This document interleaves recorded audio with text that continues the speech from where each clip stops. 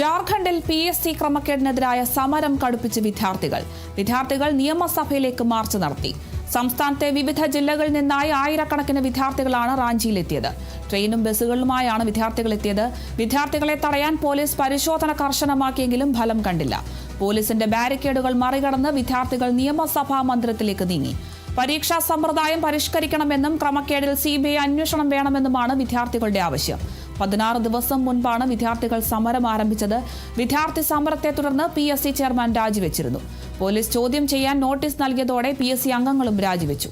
മുഖ്യമന്ത്രി ഹേമന്ത് സോറന്റെ വസതിക്ക് പുറത്ത് BJP നേതാക്കളും പ്രതിഷേധം നടത്തുന്നുണ്ട്.